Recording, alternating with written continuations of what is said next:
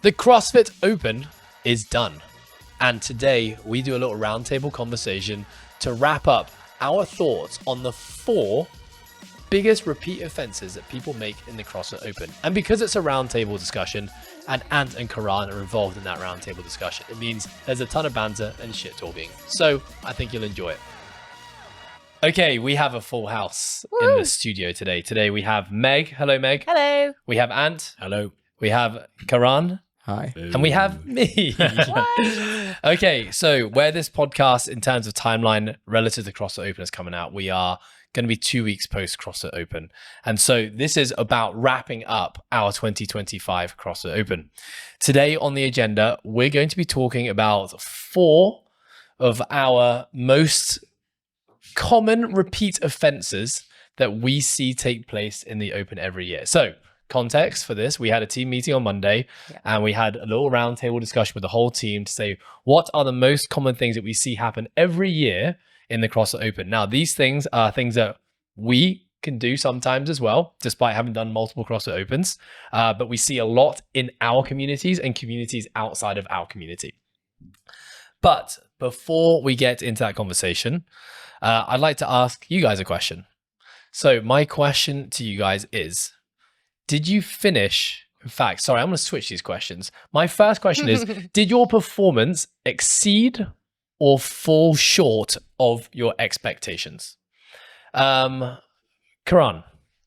Or short. I was like, oof. I think what do you my think? performances matched my expectations. I wanted to be somewhere near the top 10%, and I finished 89th percentile. So 11%. 11%. Okay, yeah. can I challenge you on this for a second? Yeah, of course. It doesn't. You said near 10%? Yeah, you would, knowing you and how big you are on setting ambitious, lofty goals, it doesn't sound like you to set a goal that says, I Near. want to be near the top 10%.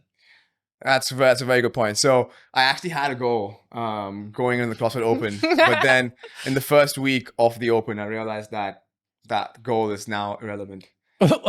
Because, Okay. so the context being, Please. the goal was to finish top 5 in India, and that was my goal, to keep climbing up every year on the Indian leaderboard. And as you all know, 5 years ago when I sent an email to Coastal, I mentioned that Coastal will be home to the fittest Indian. So I've been pursuing this goal for 4 years now. It's my 4th CrossFit Open, and 2021 I finished 43rd. 2022 I finished 40th. 2023 I finished 15th in the Open.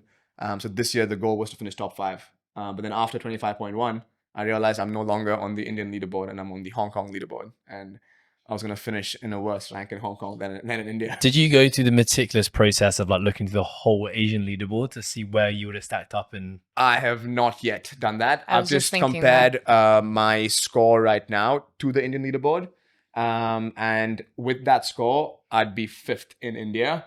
But that doesn't take into consideration people like me who are Indians or have the Indian Living flag, outside of India. but living outside of India. So I think I'd have finished top 10 for sure. I don't think that many Indians. A lot of the names that I see below me are the same names that I saw last year. So I've taken a few of them. I'd be top 10. I'll probably be between 5th to 7th. Yeah. So So it sounds like you really improved this year, but you fell short of your goals, which was a question. Did you exceed or did you fall short? Yeah, I would say, yeah. Let's say fell short, because I've also had a goal of making top 10% for 4 years. Because 2 years ago, it was 10% makes quarterfinals. But last year was 25%. And I've been saying I want to make top 10%. Monday night, 25.3.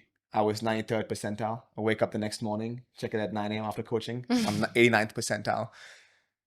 Wasn't as sad as I thought I would be. But yeah, I fell short. Okay, well, we still love you. Thank you. Meg, Yes. to you, did you exceed or did you fall short of expectations? I exceeded my own expectations. I really wanted to finish in the top 1%, and I did. But I didn't think I would feel so good going into the Open. And yeah, so I exceeded. When you say feeling so good, what were you thinking you would feel like? I didn't think, I mean, you've heard me say this a couple of times over the last few months, that I didn't feel very fit. So I didn't think I would feel fit going into these workouts or feel like I could attack them, which did show on my first attempts. and then being able to attack them and improve and have a better result than I thought I would. So why do you think that is? Okay, so I think Yeah. coming into the Open, you did repeatedly say you don't feel fit. Yeah. I was very impressed with you. You you. definitely exceeded my expectations of you, and I didn't set expectations, but because obviously we had like a banterous head to head the whole time. We obviously kicked off the Open with a head to head for the strategy show. Yeah. And I haven't said this to you, but when that workout came out, I was like, I'm gonna fucking destroy her. Like, there's no way. I mean, you didn't need to say it. I just knew you thought that. I mean, even if I hadn't done a burpee in a very long time or done anything close to that level of intensity, I was still backing myself because it was just a long workout. And I know that I thought that long workouts were not really going to be your thing. Yeah. And the whole time we were working out next to each other, I was thinking, okay, around minute 8 to 10, Meg's just going to drop off and I'm going to like sail past her and just give her a quick glance, being like, but it didn't really happen. It didn't happen. It almost happened. We basically almost started did. like our last set lunges basically at the same time. So I was in my head, I was like, oh, the strategy This is is paying it. off. Perfect. It's just a little bit later than I was kind of hoping. But then, we ended up tying that workout. Yeah.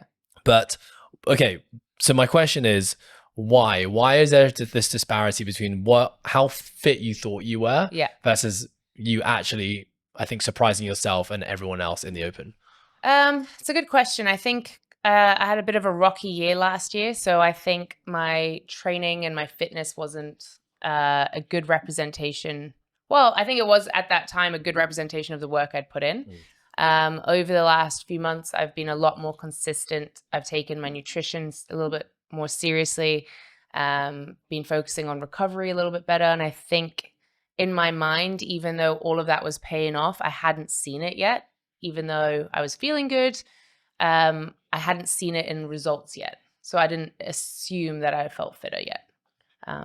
But going tie with you on a burpee workout made me feel It's much embarrassing for you, yes. I think just being like one of your training partners, definitely like your isolated work has gotten a lot better. Right. So like, you like every week you're celebrating, I'm doing more muscle ups, or I did these uprises, or I did this unbroken. Loads of PRs as well, I feel. Like I felt like you were saying that every single week. Whereas I listened to Karan and he's just like, I never hear that, But like with you, I feel like, you're like always celebrating a PR like every week of some sort. Right. Whether it's like this postpartum or it was this, whatever it might be. So I was on a good upward trajectory. Yeah, although you might feel surprised, I'm probably not as surprised as maybe Ed was. I did think he would beat you in that first workout, but So really maybe underlet that shows that you're just, maybe it shows that he's just really shit actually. Yeah, probably. Because I'm really not great at burpees. Yeah. So Evidently me neither.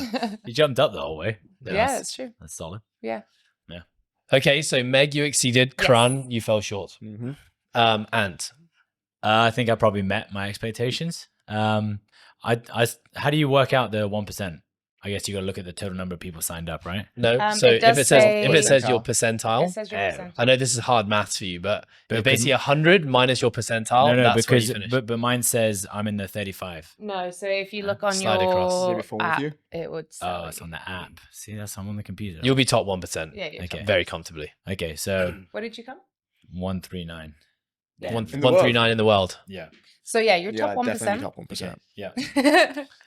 Yeah. So I think I thought I'd be in that boat. I think the only thing being nervous about going into this Open was like, I still haven't put anything properly heavy over my head yet. Right. And there are some days where I feel great putting my arm overhead, and some days where it literally feels like I'm 2 weeks out of operation.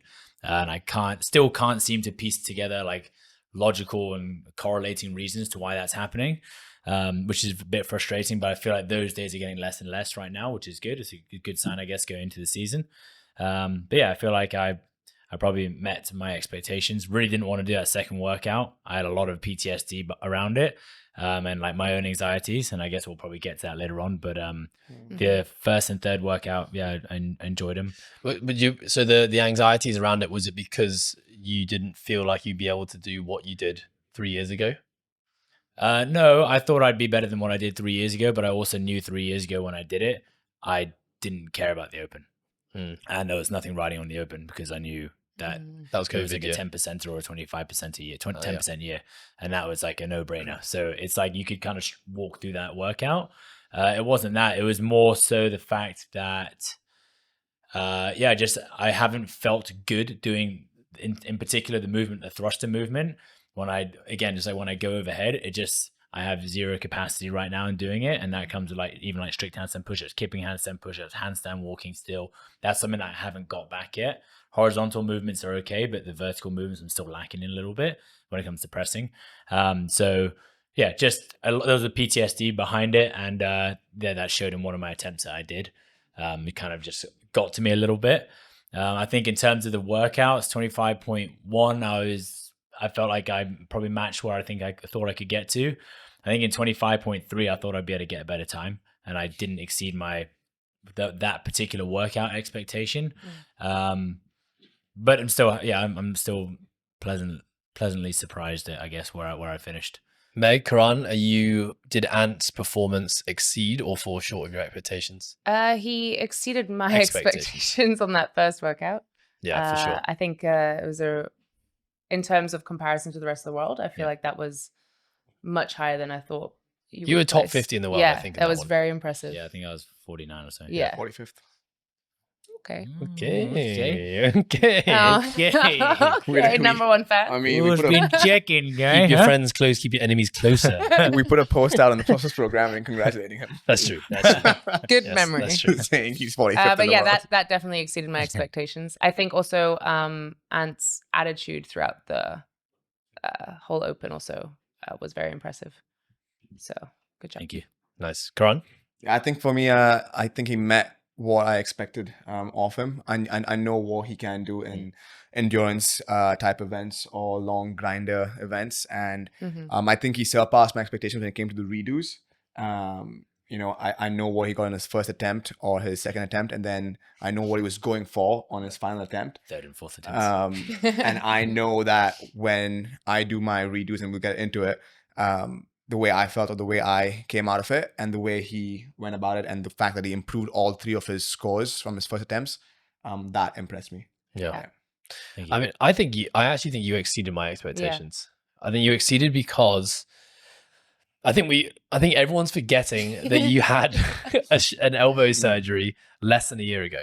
Yeah. In semifinals. And I think the fact when it happened, and I mean, I've had a lot of injuries and worked with a lot of people with injuries, but that was an injury that I wasn't not something I'd worked with before. So I wasn't really sure about the timeline. So I haven't done my own quick research combined with the research you did. I was like, I just didn't know how fit you're going to be in a year's time.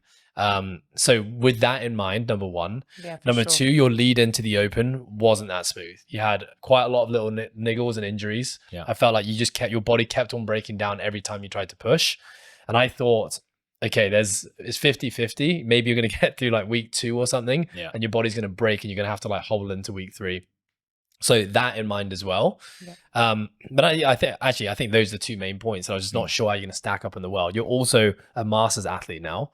And even though technically you're only a year older, but I think as soon as I see someone cross the threshold into the 35 to 39 and you're on that leaderboard now, maybe this is just because of my own journey, I immediately associate that with a severe decrease in fitness. Yeah. Right. And the fact that That's just you, Ed. It's probably just me. Yeah. And the fact that, you've finished top 50 in the world in workout 1. And it is there are some workouts where you can compete with the absolute best in the world. But I wouldn't typically have said like a burpee workout would be that for you. Yeah. Like I think you're good at burpees, but you're not elite at burpees. Thank you. And really that is a burpee workout. You're also not the shortest athlete, which I think shorter athletes typically, I know there's a lot of taller guys that did well in that workout. What happened to Karan in that workout? Yeah, Karan's got this delusional feeling that he's a burpee specialist, but that has been proven. I think that was a title put on him. Put by him. Chosen by him. Yeah. It's all relative. Year after year, it is proven to not be the case. It's all relative. But yeah, I think of that burpee workout, I was very surprised to see how high you stacked up in the world. Yeah. So yeah, for me, you actually exceeded my expectations. I think also thinking back like pre-Christmas when we were like, are you going to do the Open? We still weren't sure if he was going to do it or not. Well, I did say I'd only do the Open if I could snatch 100 kg. 100%, yeah. And you hadn't like we weren't. I think I pulled it off the floor a couple of times. Yeah. So I think that was it's also so exceeded all expectations. The fact that you did the Open. Oh, Never thank you. mind, finish. Thank you very much, guys. Appreciate it. Nice. Okay, I'm a little bit nervous to talk about me just because I know my present company is not the most friendly when it comes to these kind of conversations. But do you guys think that my performance? No, I got to answer it first. Yeah, you got to tell us about yourself. Okay, so I would say that I think my performance exceeded my expectations. Why? Please share with us why. That was good silence. Why did it exceed my? I think okay, so I was quite I wasn't as broken as I was last year, but I was definitely a bit broken going into the Open this year. There's lots of movements I wasn't doing, like basically anything with a knee bend. And I was like skipping all the Saturday testers. So I knew that like I hadn't done the really hard conditioning work. Like I'd done aerobic Tuesdays, but that was pretty much as hard as I'd been. So I think going into the Open, obviously each week was just like honestly crossing my fingers to be like, I hope I can do this workout. And then when the movements would come up, it would literally be like, okay, I got to do the warm up and see how it feels. Because for example, like I hadn't been doing lunging, and then lunging came up in workout one. I was like, hadn't really doing burpees off both legs. So it's kind of just a test. So because of that, I was a little bit scared there would be workouts and I was fully ready that if something came out and I thought that this is going to be dangerous for me, I was already ready to say I wouldn't do it and just, let go of my Open. So that's one. In fact, that's many points that all lead to having very low confidence going into the Open. And I just didn't really know where my fitness was and what I'd be able to. I always know I can push, and I think I have a decent understanding of where my limits are. But I think we were having this conversation the other day, Meg, is that when people put in a lot of work every year and they're improving, they tend to lose touch with their capacity because their capacity is always increasing. Right. So you don't know what you're capable of when you get a lot better in a year. For me, because I'm actually not getting better, because I'm not putting in the work to get better, I know that I know where my capacity is because it's basically been the same for 4 years. So it's almost an advantage in a sense that I'm like, okay, really a workout comes up, I'm no fitter than I was. When the repeat workout came out, as soon as it came out, I was like, I'm definitely not fitter than I was 3 years ago. So I'm gonna have to lower expectations here and do a strategy that's gonna be appropriate for someone less fit than I was 3 years ago. Right. So that's my justifications for why I think I exceeded my expectations. What do you guys think? I think you did exceed my expectations. I thought I would completely smash you in that first workout. Really? Well, because you asked me before, you came up to me and you said, Ed, are you confident you're going to beat me? And I said no, but in my head I was lying. I was like, I want to fucking destroy you. I also, with all those points being said, like hadn't seen you do a lunge in so long. So when lunges were announced, I wasn't sure you'd be able to do it. I think even Ant turned to me just before that workout and said, I might do the head-to-head with you because we also don't know if it's going to be able to do a lunge. It's going to So be embarrassing. just like, if you can do it, we got to go downstairs and check the movements. Yeah. So it definitely exceeded my expectations that you were able to do the workouts, but also finish with really good results as well. Like they weren't just an average finish. They were very good results. Thank you. So yeah. Are you in the top 1% of the world? 2%. No, but for your age group. 2%. Oh, you're in the top 2%. I'm top 2% worldwide, and then in my age group, same. Top 2%. Still. 2%. Yeah. Nice.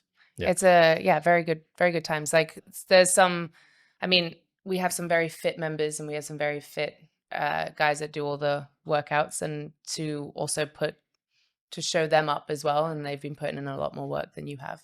I think it's very impressive. Thank you, Meg. He's like, I wasn't expecting that. I'm trying to think who I want to finish on. I think with the workouts that came out, I think we were both quite lucky. I'm talking about like my shoulder, not only like the physical capacity of it, but also like my psychological capacity around that as well. Yeah. So, touch wood, I'm very grateful that nothing came out really that exposed that, to be honest. But even like when wall walks came out, I was like, oh shit, I don't even know if I can do 25 wall walks at that sort of speed for that long and do them that deep in a workout. So I think we were both quite lucky in terms of the programming of it. I think for you probably it's like, that lunge could have been heavy and I could have blown your knee up. Yeah. But we're lucky it was just body weight. And a thruster is way better than a clean and jerk. Yeah. Because it's a re-dipping in the jerk. That's the worst thing. So I got lucky there as well. Yeah, for sure. I think you probably matched my expectations, although you let me down by not beating Meg in the first one. Yeah. Let you down. Yeah. Last one. I didn't really get to see the last one and the second one because we were Yeah. going at the same time. Yeah. But yeah, I guess the score comparatively to the Yeah. world is probably where I'd guess you would be. Yeah, I guess I'm always still impressed that you can put yourself in a bit of a hole when you haven't put in the work. So yeah, that I guess is. Oh, thank you. It was a positive. It's a Thank you. positive. It's a positive. So you We're think still- you think but you Marginally said you did exceeded. say I met your expectations. I didn't Yeah. exceed. Okay, got Yeah, it. don't worry. It's Positively met. Still early in the podcast. Not Yeah. disappointedly. We got plenty of time. Sanjeev. Yeah, I think same as Anne. I think you met my expectations for point 2 and point 3. You have 12 years now doing this, so I know that you have that base level of fitness and experience, and you can make it hurt when you can or when you want to. So that's always going to come in your favor. Point 1, I must say, I honestly backed, which is why Meg surpassed my expectations, because I expected you to actually win that workout. Yep. Me too. It's an engine piece. You just got to put your head down and keep moving, keep grinding. And I thought you would get Meg. So you fell short there, and Meg surpassed Meg on that one there. So I was so sore from that workout, by the way. You I really remember were. messaging the 3 group days later. Yeah. like 2 days later, 3 days later, like, is anyone unbelievably sore? I think all of you next day were like, literally Nah. don't feel a thing. Yeah, I was like, fine. I think I have rhabdo in my triceps. Yeah, but that's the thing, right? Yeah. Yeah. God, I mean, actually, You still have what it takes to do it on the day or in the workout or in the competition, but you repercussions. haven't earned the right to recover Yeah. from it. and I would say Karan that also did 200 reps less than you, so it doesn't really matter. also true. He doesn't. Right. Karan has no idea what my body's actually experiencing because he's never got anywhere close It's to that volume. relative intensity. But I would say that every single open workout floored me this year. Yeah. Like Yeah. as in like the next 2 days, workout 1, my upper body, my triceps, my shoulders. Workout 2, my quads were like a mess. Actually, Well, I haven't workout 3. squatted in so long. Yeah, exactly. Workout 3 Never actually squatted. wasn't too bad. Never been below parallel. Yeah. I Workout was like, what is this new range? workout 3 was probably the only one because it's probably more of a hinging workout Yeah. that didn't completely mess But me it up. hurt the And you- most at the time. I don't know. I think because of the row finish. Yeah, because even if you sandbag the whole thing and finish on a hard 50 cal row, you still put yourself in the bin. I don't think know, watching. workout 1 hurt for me the most. I think watching my video back of the time spent on the floor after the workout, I was pretty much exactly the same every workout. Like all 3 of them really messed me up. Yeah. Like and I don't normally put myself in the hurt locker that much. Okay. Oh, well done. Okay. Thank you. Okay. So we have exceeded, Mhm. I think more or less exceeded for Ant, kind of exceeded for Ed, and fell short for Karan. So next, my question is, now we all know that CrossFit is a hard sport to benchmark yourself against previous years because the tests always change. Right. Obviously, we had 1 repeat test this year. So that is something we can use to say, well, did we get fitter or not? But I want to know, because we all talk about percentiles, and we've already talked about that a little bit. This year, did you finish higher in the world than you were last year? So was your finishing percentile higher, the same, or lower than last year? Karan. So last year I was 87th percentile, and this year I was 89th percentile. Yay. Nice. Higher. Well done. Awesome. Meg? Well done. I did 97th to 99. Nice. Have you ever been in 99th percentile? I have. Nice. Yeah. Awesome. Well done. Thank you. And I think the percentile is the same, and my overall finish is slightly higher as well. so you were 100 and what in the world? 39. What's the highest you've ever finished in the world in the open? 2019, which is 123. That was when they had the national champs. 123. And this year, 139. I mean, Close. That's 6 years apart. yeah, but I mean, I get, obviously the workouts always Yeah. have a part to play in it as course. well. Yeah. Obviously participation is a bit down this year as well. So that can be in your favor, in all of our favors. Yeah. But I mean, it's still pretty cool to see that you now becoming a masters athlete, having, one of your best performances in the open ever. Yeah. Yeah. I think that's pretty awesome. I'm just lucky there's nothing heavy or overhead. Yeah. Yeah, I'm gutted there was nothing heavy. Ah, shut up. Yeah. Same. I'm gutted as well. Okay. So for me, I was 98%, top 2%. So 98th Yay. percentile this year. I was also 98th percentile last year. Consistency. Yeah. And I think I've only been 99th percentile twice. Right. Yeah. So exactly the same. Okay. Right. Now, thank you guys for sharing your own performances in the Open. I'm sure we will touch on these more as the podcast goes on. I wanted to quickly interrupt this episode with a quick shout out to our sponsors, Today Well Spent. I've been using this journal for 2 years and it has made a massive impact on my physical, but mostly my mental well-being. It is a guided journal backed by neuro and behavioral science, which I actually didn't know at the time. It has questions for you to answer at the start of the day, at the end of the day, end of every week, end of every month. And it's brought so much self-awareness to me of the things that positively and negatively impact my life. So if you're someone who cares about your physical and your mental well-being, which I think you do because you listen to this podcast, then go and grab yourself a Today Well Spent. Use the discount code THEPROCESS, one word in capitals, to get your discount. So we're now going to talk about the 4 repeat offenses that we see every year in the Open. So this was from a team vote that took place a couple of days ago. So I would like to just talk about each of them and just basically, what do we see? What do these mean? And I also want to talk about opportunities for learning. So if someone is listening to this and they're like, yep, that was me, what is a learning opportunity so that next time, whether it's the Open or another workout or online qualifier, they can improve on? Okay, so the first one is around the idea of preparing for the workout. So really we're talking about like in the moment you step into your gym, you're about to do the CrossFit Open workout. So we're talking about the kind of 10 minutes to 2 hours before the workout. So things that we see are things like improper warm-up. Chris also wrote terrible warm-up. I think those are the 2 same things. Poor warm-up timing. So either warming up too early or warming up too late.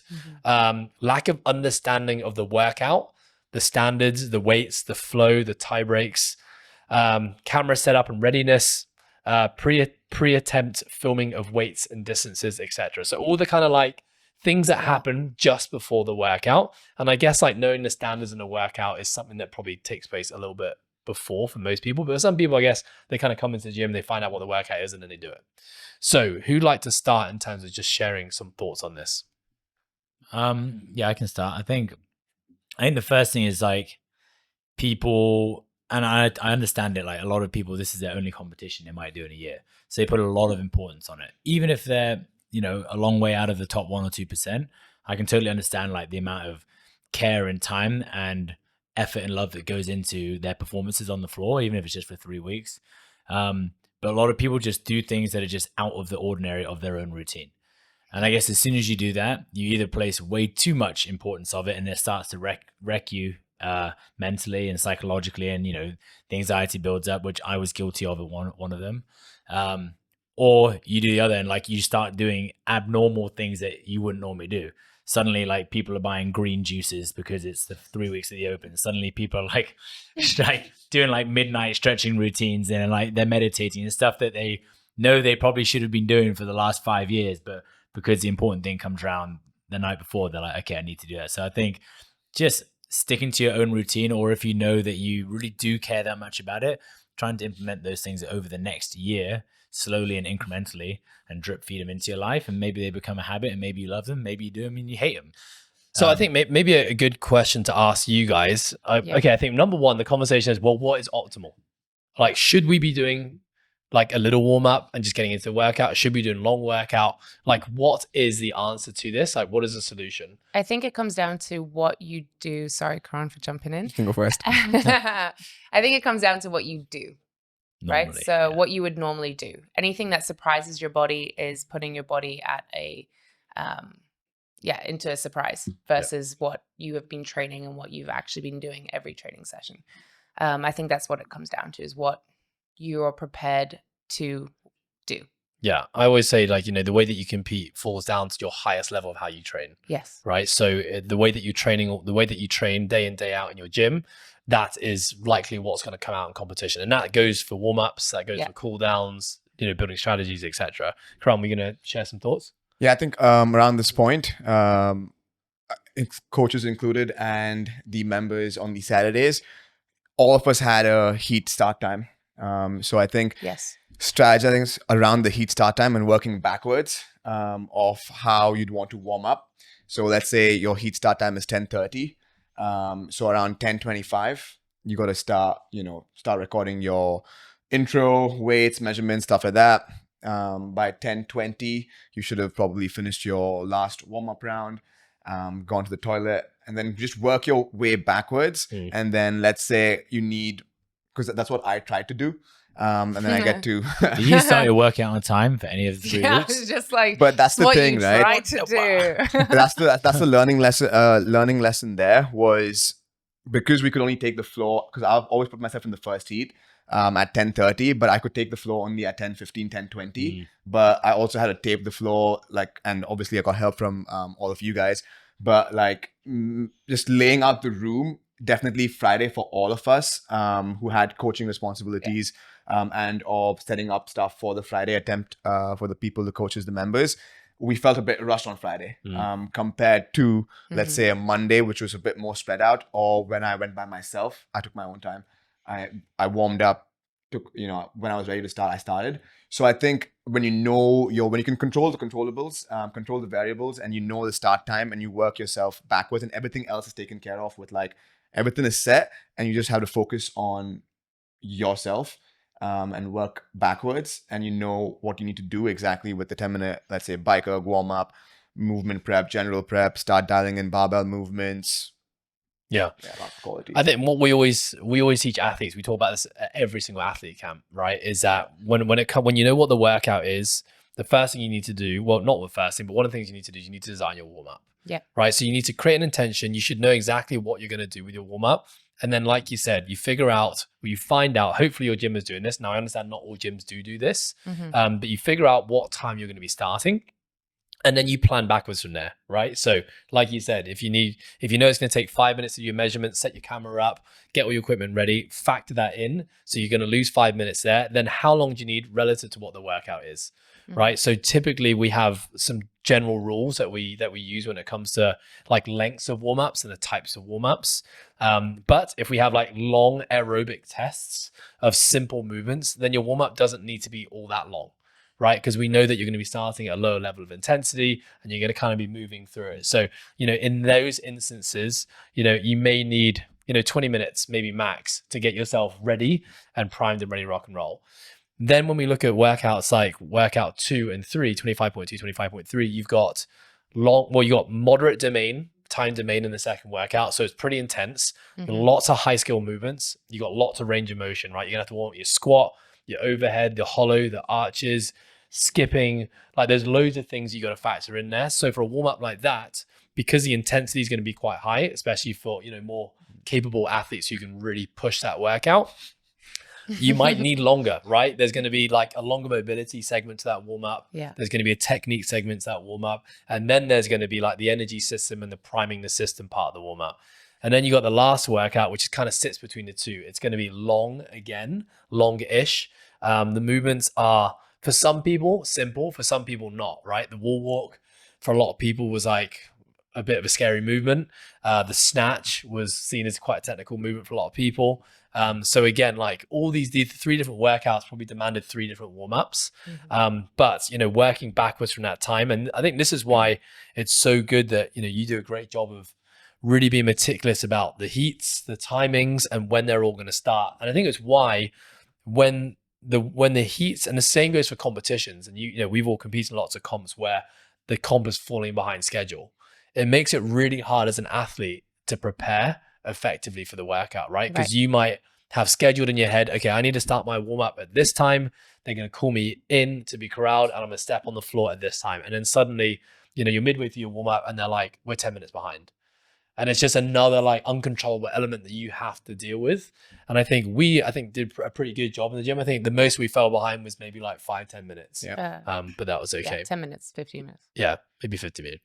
Yeah. Okay. Yeah. So very good point. I think going back to what you said, Anne, is that this has to be practiced. Yeah. Right. So when you're in your gym, if you're doing this in a group class, you generally know what time your workout's going to be starting. Well, you definitely know when the class is starting. And then you need to be thinking about this kind of stuff when you're doing your testers and your metcons and your workouts. Like, set yourself a time to start. If you're doing it with other people, I think we will always ask each other, okay, how long till we start? We do it every workout, and someone will typically call, probably me, because I still need to warm up. All right, guys, I need 20 minutes. Okay, everyone knows in 20 minutes, we're going to be starting. So then we can you know, if you don't need to Budget warm up our like own Meg, warm-up. you can just go have a chat and a Yeah. coffee. Everyone is else what I can do. go start, you know, doing their own thing. Okay, so can I ask you guys on the topic of warm-ups, Right. which I think is a big theme of this. And I know that you had like a really rushed day on the Fridays. You basically went from coaching clients to filming the strategy show to basically like stepping on the floor and hitting it. Yeah. So was your warm-ups what you would normally do, or did you do something different to what you would normally do? They were okay. They were all right. I mean, Enough. yes, I would rather have a bit more time where I'm not having to like rush around. But they were okay. I think 15 minutes is enough. None of the movements were, like you said, like overly challenging. It's not like I was having to snatch 225. It's not like I was having to worry about heavy cleans or handstand walking where I might need a bit more time to warm up. I guess like the most technical element was like the wall walk really for me throughout the entire open. So it was okay. I always managed to get the warm up in to a good enough degree for me. And I never felt like, oh, it's because I couldn't do a warm up, that's why I performed poorly. I never had that in my head. But for sure, the Monday, as Karan is saying, the Monday attempt was always a bit more relaxed. I could chill out a little bit. Again, like I get it. People take their time. So, you know, like what Karan was saying in terms of filming, like I would just get my filming done and just stay within my video and then warm up within there. Yeah. So like, you know, my video for 25.2, although it takes me 6 minutes, is like a 20-minute video. Yeah. Because I did it so much beforehand, and I get that out of the way, then I can just mess about in front of my camera and just stay there, make sure my water's there, my t-shirt's there, my towel's there, all my equipment's there. Whoever comes to judge me, and that was Karan every time. So I think I've done it enough to be okay with it. Mm-hmm. I can certainly understand how people who haven't done it enough or that many times can be massively overawed by the situation, massively stressed out by it, end up falling behind because other people are maybe not as diligent with their timings or small things like that. But I was just about okay, I'd say. Yeah. I want to just change it up and talk about one of the other points here. I think we all saw this happen a lot throughout the open, and it actually almost happened to me on one of the workouts, but it's just about knowing the workout. Yeah. So knowing the detail, number one, like the basics of like how many reps you actually, the basic details of like reps and the flow of the workout. This drives me insane when people just don't know. And then of course there's that part. And then there's a little nuances like which way do you face on the bar, the distances between, you know, the pull-up bar and whatever the distances are in terms of the mapped out floor plans, tie breaks. I think, you know, basically just understanding the details from a basic level to the more advanced level. So my question to you guys is, for any of the workouts, did you actually come into workout and feel like, oh shit, I'm a little underprepared for this because I don't know the workout? No, I think Karan and I are both extremely detail orientated people. So we both probably wouldn't have done that. But what did drive me a little bit insane is when people aren't like that. So when you've got someone that comes up to you and you're about to judge them and they actually we're about to go in about 2 minutes and they don't know anything. And now I'm turning from a judge into a coach. Yeah. And that was extremely overwhelming. So yeah. I'm not gonna lie, the first workout, just before we started, Mark shouted, he went, guys, remember we start with the burpees, yeah? And I was like, oh shit. I've been warming up the whole time, starting with the cleaning jerks, and I'm like, fucking idiot. And it completely threw it. Literally for the first like 2 minutes of the workout, it completely threw me off. That's why he didn't beat you. That's why. Exactly why. You warmed up incorrectly. So we're blaming the warm up. Yep. I think also with that being said, knowing the details not only makes it a smoother ride in terms of your warm up and your judge, all of that, but it takes ownership of your own workout. So then you have no one to blame. You have no external factors, external variables to blame. And I think some people might not take ownership, so they have something to blame. Yeah. I think that's also where a lot of this like internal mindset comes into play. I think like what Ant was saying, that he films and records everything really early and he gets that all done. That's fully taking ownership of making sure that's done. Whereas some people might allow it to slip their mind and not take ownership of it. So they have something to fall back on and be like, well, I was rushed. Yeah. And I think that's just setting themselves up for an excuse. Yeah, I think CrossFit Open workouts are obviously they're a test of like fitness. Yeah. But they are also a test of like memory and being able to be cognitively aware Yes. amidst being extremely fatigued. Yes. Because that's it, you're very high levels of fatigue when you're very fatigued, everything is hard. So then being able to also remember your reps and where you need to go next, etc., is like another challenge. Yes. In CrossFit in general. But we're talking about before the workout started. Yeah. But I guess where I think the knock-on effect of this is that Yeah. I always think it's just a shame that people end up not being able to express their fitness because something so simple, like not knowing the workout, which again, I almost did in the first one. And I remember even just stepping on the floor for the second workout, like really just being like walking through all the reps and how many I had to do. And I think for me, it was because on the Friday mornings at the Open, I get up early and I basically had to change all the programs, right? So I look at the workout very soon after Karan looks at it. And so I'm like, the workout is in my face, but I'm really thinking about it from a more of a programming perspective where I'm thinking, okay, how's this going to run in the class? What are the warm-ups? How do we need to do this, that, the other? And then it becomes so intense for like 2.5 hours in the morning every Friday that I kind of just remove it from my head. Right. And then I walk into the gym and I'm like, I've almost completely forgotten what the hell I've just been doing for the last 2 hours. I found that happened every week. So yeah, I almost did it. And we even had, people who are, elite competitors who are pushing for semifinals do the same thing. Yes. They gotten halfway through the workout and were like, forgot what movement came up next, how many reps they had to do. It confuses me. I'm not Ended up going through a whole warm up and full sending a workout and realizing they got the reps wrong. And, the judge didn't tell me. Well, yeah, CrossFit tells you in the judges course, like it's not the judge's responsibility. It's judge and athlete. If you know that you're likely to do that, writing it down, having it on a whiteboard, being prepared and taking ownership of the likelihood that might happen. So for the second workout, I wrote it all down on a board and I had it there as well, so that it wasn't down to it was nice that my judge reminded me, but it wasn't down to my judge's responsibility of me knowing my workout. Yeah. So I think taking ownership of your workout and your setup and your camera and all that beforehand. I think also having a relationship with your judge can help though. Oh yeah, at the same time. So I know I had Karan every time, and he would always ask me like, "How do you want me to count?" And I'm pretty laid back about it. I'm just like, whatever you want. If you want to count every single double under, you can. If you want to go over 10, he'll be like, "Oh, I'll just count 10s then," because I'm still counting in my own head as well. Yes. So like at one point, I noticed that he did forget to say a 20 and a 30 on one of the rounds, and I still knew that I only had 2 more to go. When I hit 30, I was going to stop at, 6 more to go. So I was going to stop at 36 anyway, but he was still on count. So even if he wasn't, I still had that in the back of my head. I knew what I was going to do, but I've been certainly in opens before or in regional sanctionals and games where I'm like just fully relying on the judge. And sometimes they literally won't say anything. And then the hand will go up, then the hand will come down. They'll just start walking on. You're like, oh shit, I guess I'm done then. Off you go with them. And you may have done 5 more reps than you should have done. You've lost 1 second of time. So yeah, just, I guess like you said, Meg, it's just like taking ownership of the situation, but still also hopefully utilizing advantage where you can, whether it's just like, what am I going into next? Like you're going to do 5 wall walks, then into your 25 deadlifts. Okay, cool. And they keep reminding you. That's typically what I'll ask my judge to do. Just tell me what I got next. Remind me. Okay, awesome. Okay, we're going to go into point number 2. This is going to apply to all you 3 because you redid workouts. I did not. But the theme is sabotaging your redo. Okay, so what we mean by that talking is... to Karan here? So what do we mean? What do we mean, Ant, by sabotaging a redo? What are some of the things that you see where people come in with full intentions to redo and they sabotage themselves? I think we go back to what I spoke about before, is like doing things out of the norm.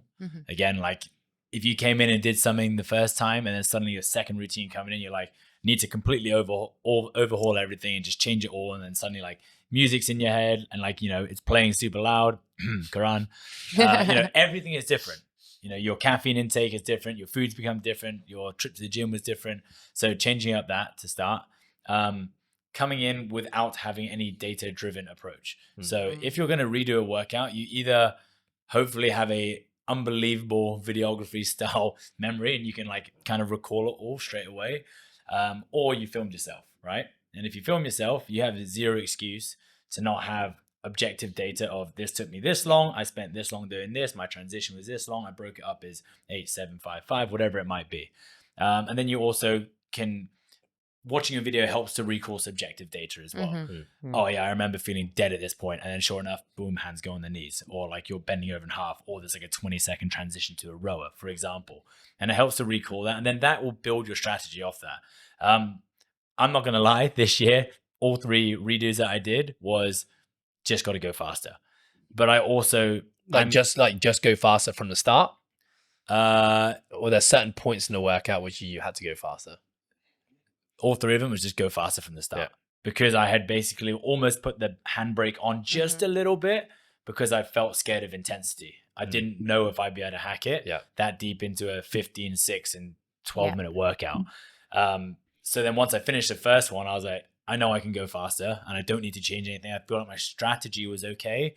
I just need to pull that handbrake off a little bit. Yeah. Whereas other people will come and be like, man, like I was just being a massive pussy that time. Like I just need to hold on to that bar. I'm like, you do understand you still have 150 reps to go after just holding on to that bar. Yeah. People are like, nah, I can do it. And also, do you recall what you looked like and felt at that moment where you're saying you had more to give? Like exactly, yeah. So like that those things, like, although yes, like I guess it's kind of like a 50-50 outcome. Sometimes if people do better because they were like me, they just had the handbrake on and maybe were scared of intensity. You said it as well for your one. Or maybe they're just like absolutely delusional and they have, leaderboarded and done something and compared themselves to someone else and just saw them get a better score and go, well, the only way I can do it is because they hurt a bit more than I did, so I just need to hurt some more. And then suddenly they come in and you end up wasting a shitload of energy, a lot of emotion, and a lot of time doing absolutely nothing. Yeah, maybe you got a little bit fitter, but that's about it. Yeah, so I think that's what I would mean when it comes to like sabotaging your workout, coming in without a plan and changing shit when it doesn't need to be changed. Yeah. Meg, Karan, you got any thoughts? Yeah, I think with my redos, and I think with Meg's redos as well, we both went through videos of ourselves for our first attempts, and then we went through like split times and had like average per rep. It was very detailed, at least for my first attempt. I had it down to a second for each rep, for the burpees, for the dumbbell hang clean and jerks, and for the lunges.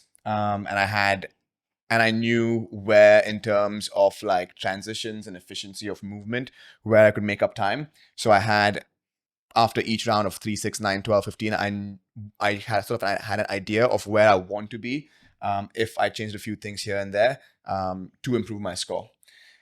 Did that happen for myself? No. I think the same thing that Meg did, and she improved her score. She'll talk about it. But for myself, I think some of the reasons why, even though I had all the data and the things that I would change in terms of technique and efficiency of movements that should have correlated with a better performance, I think for me, I just didn't want to hurt as bad. I didn't have a stronger why this year. Do you think that has anything to do with the fact that the Indian leaderboard wasn't a thing? Because I know you were quite let down by that right at the start. Yeah, I think for me, that was it put me definitely into a thinking hole where I was questioning what I want to do with CrossFit and with the Open. So for me, the why wasn't there. And if the why is not strong enough, you just don't have a reason to hurt. And for sure, I think in my first attempts of 25.1 and 25.3, I felt like on the day I held back a little bit because I didn't want to hurt. But then you do actually end up hurting towards the end. And once your body and mind has experienced that, subconsciously in your redo, your body is holding you back from getting there because you know what it feels like and you don't want to go there unless you have a really strong reason of why you want to go there. And I think that's one of the reasons. And I think the second reason what Anne mentioned was my Friday routine is very different from my Monday routine. Friday, I wake up at 4. I have a detailed routine with how I go about stuff about changing the program, coming in and coaching, making sure everything's ready for the coaches here and for myself. But Monday, I try to put more energy into myself. And I'm like, I wake up laid back 7, 8, have my breakfast, have coffee, stroll in at 9, 9:15, have a more thorough warm-up.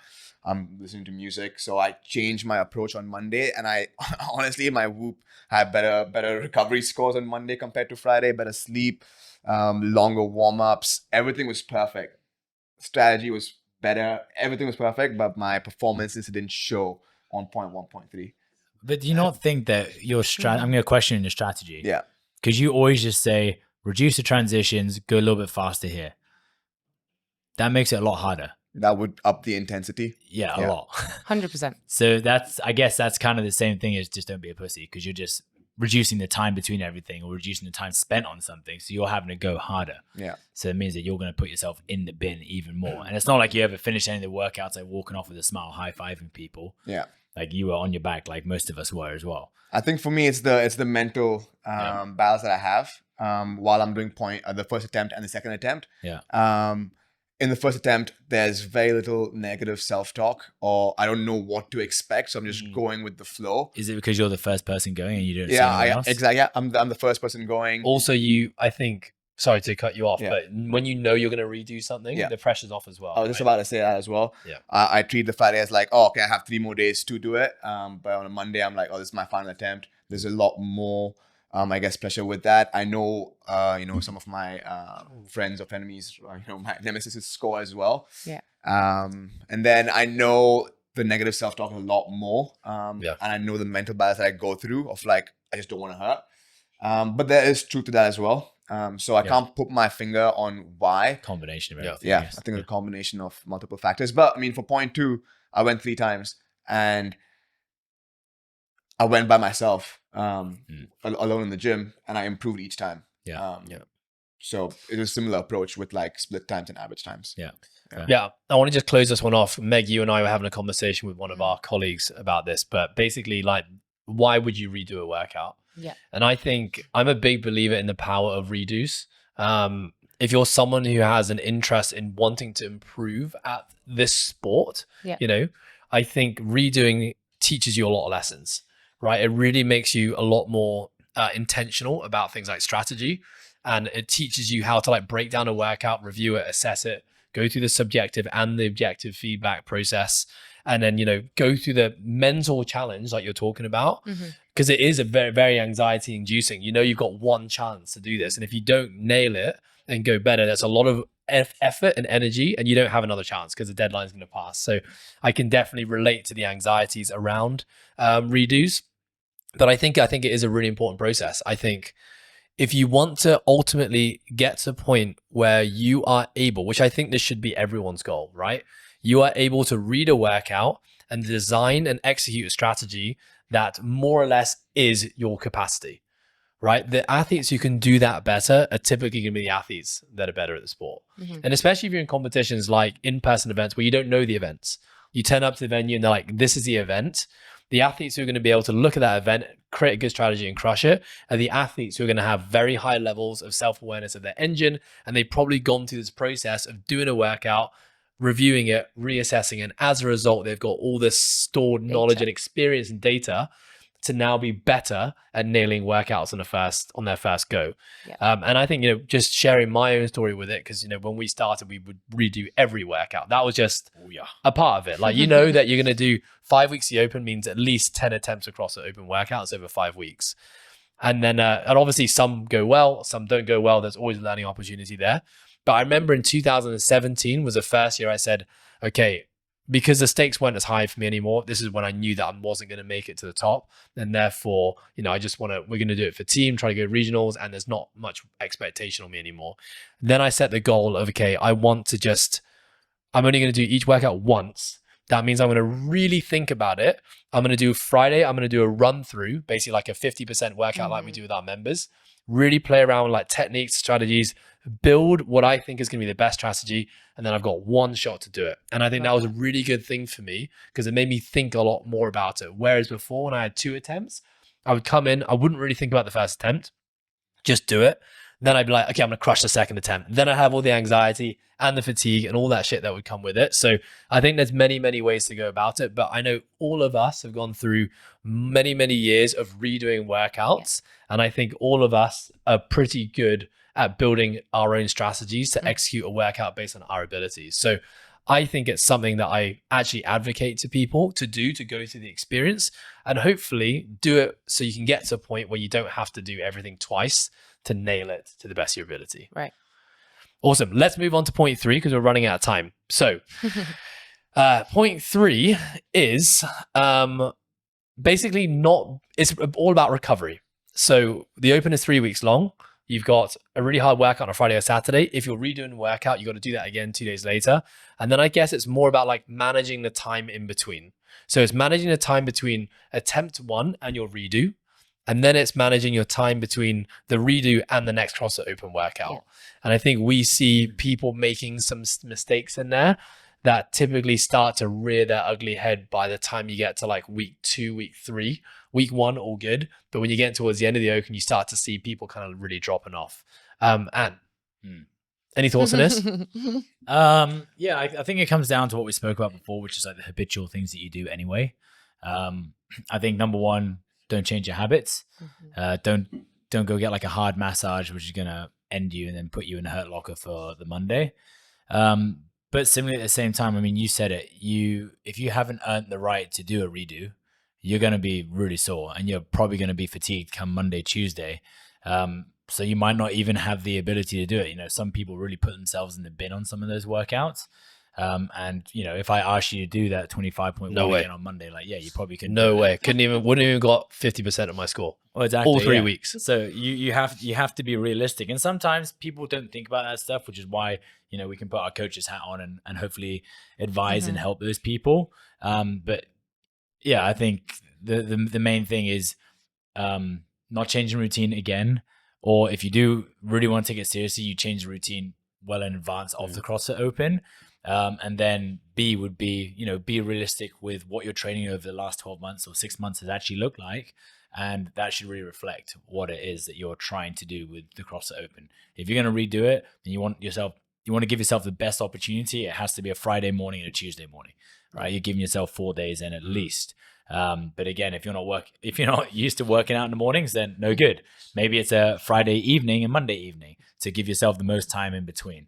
And then, you know, the days in between that, then are you going to go and crush yourself in the gym because your mates are, or you're going to try and take it seriously and then, you know, edge off in terms of intensity, maybe up mobility work, all those small things. I guess it really depends on what the individual wants to achieve out of the 3 weeks of the CrossFit Open and if they're doing redos. Nice. So basically it's what have you been doing leading in? Yes. And like we've talked about all podcasts, like, you know, you've got to respect the work that's been put in and understand what you can realistically do when you're actually in a competition phase. I'd be interested to know what our dream room numbers have been like the last 3 weeks, actually, which is our sauna. They named double, but that's only because of Karan. Yeah. Oh, yeah. Yeah. Karan just being in there for 6 hours at a time.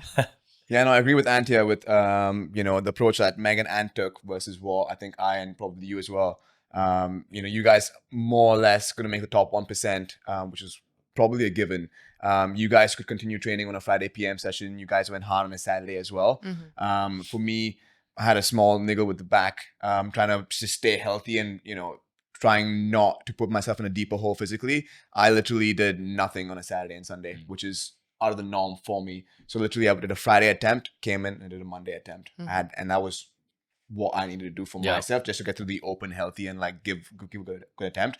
So I think it's relative to, I guess, the person's goals with the Open and what happens after the Open for your season. But also, I guess, with what you're dealing physically health-wise and leading into it, like you said. That was what I was going to say, is it also depends on your own goals or what you've done training into it. So like we're saying with you, you wouldn't be able to repeat that workout at all. Because you haven't been pushing those kind of intensities. Chicken fillets on his chest. Haven't been pushing those kind of intensities, but people that have been training for semi-finals kind of level, that have been pushing those kind of intensities twice a day, it's very different. They're able to, their body's used to being able to recover out of it and then push again hard on a Monday. So I think it all just depends on what you're doing going into it. I think also questioning if it's worth doing a redo. And because I always think about if it takes away a training day from someone. So like pushing yourself super hard on a Friday and a Monday, is taking away an opportunity to work on something else. So I think it also just depends on, like what Karan said, your goals are for that season or what your goals are in general. I was, obviously part of me is like looking at you guys training twice a day throughout the Open. I'm thinking, oh my God, how are they doing that? But then when you zoom out, you're like, well, you guys push that intensity all the time. You do that volume all the time. I would still say that the Open probably demands another level of intensity. You know, we probably don't go that hard on a Saturday tester, and then we don't on a Friday, and we don't back it up with an even higher intensity on the Monday. So still, that's going to like accumulate over 3 weeks. But then, for me, I think I was like you, Karan. It was like I would do my workout on the Friday, and then Saturday would be like very easy kind of like zone 2, maybe some bodybuilding. And even Monday was just like move a little bit. And then I'd probably only have like one moderately hard session on the Wednesday. And then it would just be the open workout. So for me, it was like, I'm just trying to maintain myself and For the just stay open. healthy, do the open. And then, not try and like crush workouts between. I just knew that would just floor me. Yeah. Okay. Love it. Okay. We're going to go to the last one. And this is going to be a good one to wrap it up because I think we've all alluded to like our own motivations throughout this open. But the fault that we picked up as a team that we see every year is about intentions. Mm-hmm. Like, what is your intention? I think the grander question is like, why are you doing the open? Yes. What are you looking to get out of it? How do you define success? And then you can, I guess, take that down to the workout level. But let's talk about that like grander picture.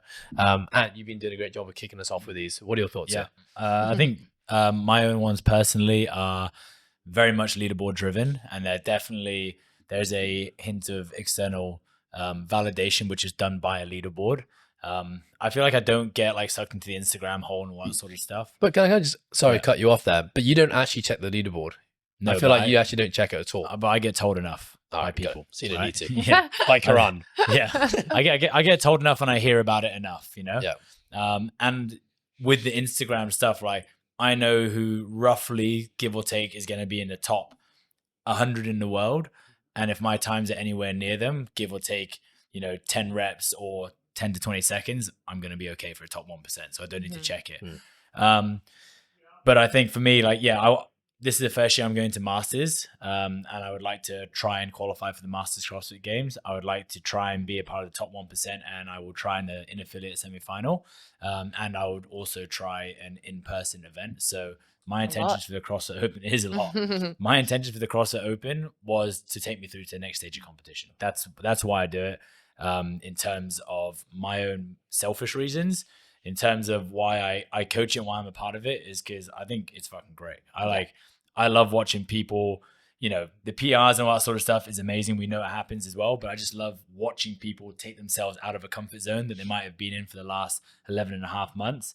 And it sounds a bit, sadistic, but I love watching people like end themselves. Yeah. I love watching people put themselves in a hurt locker because although in that moment it really sucks, 10 minutes later, they're stoked and they're celebrating it and they're happy and they're high-fiving their mates and they're talking about, that was so hard, but I'm so happy I did it. So the CrossFit Open is always like a great 3 to 5 weeks for me as a coach and as an athlete as well. Nice. Meg? Yeah, I think my why is similar to Ant's in terms of competition season, but more because I like to prove to myself that I am continually improving. So I like to prove it to myself that I'm able to try and be up there with the top 1% and try and get to a semifinals level. So for me, it's internally driven, but I need to check the leaderboard and to check my stats in order for that to come into fruition. So to be able to do that competition that I really want to do. But I think also coming up with that why in terms of, the people around us. And I think it's all very personal, but I hope people are coming up with their whys from a healthy point of view. I think the reason why people can mess up their open is when those whys come from an unhealthy perspective. So what would be an unhealthy perspective? Like something externally driven versus internally, or? A little bit more. So externally driven is vague, but a little bit more like they're putting themselves down, so that they're doing it because they want to suffer, or they want to punish themselves, or they want to, or they're looking at things and they're taking it from a negative perspective versus they're looking at the external validation and choosing it to encourage them. Yeah. So I hope people, I think the reason why their whys can mess them up is when it's coming from a not very good place. So I hope people can find. Love it. Yeah. Well, thank you too for sharing your drivers. Karan, I think you've shared kind of like one of your main motivators behind the Open has been, you've had this kind of like lofty goal of having a place in India. Yeah. Hey, there was a 4th place Karan in India. Yeah, there is, I know. Karan, Not either. Karan is in top 5. So you haven't totally shamed the name. Yeah, I mean, he's 4th. I would have been 5th if I put my affiliate as something in India. Yeah. But no, I think for me, my intention, I definitely lost my why in the middle of the Open. because I like having goals and like progressing and pushing my limits physically and like progressing myself. And the goal was the Indian leaderboard, and that was my goal within CrossFit. So I lost my why there, and I was trying to find some tangible result or statistic or number to chase this open. And a couple of things were like top 10%, and meaning 90th percentile in the world. Or I saw the Community Cup. I'm like, okay, level 9 is like 89th percentile, 98th percentile. So I make a gag saying, you know, you as well, or like anyone, like say Skulk, you finished 95th, 96th percentile, whatever it might be, with the same level. Both level 9. It doesn't matter if you finish 98th or 89th, with the same level. So yeah, for me, it's like, I know sometimes, you know, I play it off like, oh, I have frenemies and like I want to beat you, and that's fun for me. So it can seem like it's externally validated, but internally, for me, it's very internally driven of trying to progress myself and chase something and work towards something. And that I kind of lost it midway through the open. Yeah, nice. Yeah, I very much agree with you. Like, I don't have any like leaderboard aspirations or goals anymore. Like the top 2% in the age group wasn't something that was like on my mind or something I wanted to strive towards. You gonna do the Masters? No. Pussy. No, I need to get myself out of pain. That's You'd my be up that's against my goal. this guy. I know. I crush him as well. I think for me, like you said, and like I really genuinely like enjoy competition, and I really enjoy like this being a community thing. If I was by myself on an island and the CrossFit Open came up, like I probably wouldn't do it. Like I wouldn't, the fact that I'm not around all these people doing it, the shit talking, the like, I love the battles and like the mind games, like the people play with me and I play with other people. I love that part of sport. And I think it's really important for me, like that I do really hard physical things. Yeah. I'm aware that I challenge myself mentally with a lot of things in my year. Maybe it's work or personal growth, but I do know it's important for me to push myself physically. And I got to take these opportunities when they show up. Even if I'm not in the healthiest state, I will always, you know, learn something from doing it. And there's a lot that I learn. It also really helps me as a coach, like staying relevant, seeing you guys talking about your strategies, seeing you do your strategies. You know, I think it just gives me more tools to be able to help more athletes in the future as well. So yeah, I love it. Guys, thank you so much. This has been good. We haven't had a round table in a while. Very cool. And we need to do more of them. But yeah, it's really good to hear all your thoughts on the Open. Obviously amazing to have you guys with us doing this. It's been like one of my most memorable CrossFit Opens, genuinely, despite it being such a turbulent year for CrossFit. I felt like none of that was even taking place within these four walls and in the process. So yeah, and thank you for sharing all your tips. Until next time. Thank you very much. Thank you very much. What if I want to crush 2026 CrossFit Open? What do I do? You need to retire, mate. You need to take up high rocks, buddy, and never come back to CrossFit. No, I'm kidding. To crush the 2026 CrossFit Open, well, we are starting new cycles now. They begin. So we got lots of things happening in the process right now. Those who are preparing who've qualified for in-affiliate semifinals or are planning on taking part in in-person semifinals, we have specialist tracks for you guys to prepare you over the next 8 to 10 weeks.